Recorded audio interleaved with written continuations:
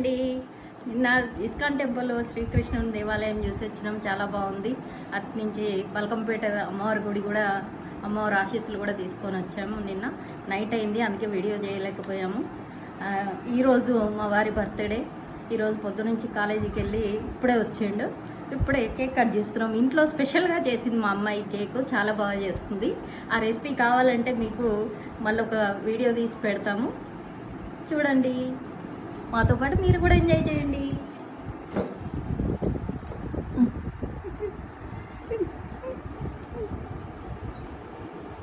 Thank you, Feta, for your wonderful cake gift. Thank you, Marissa. Love you. To you. Happy birthday.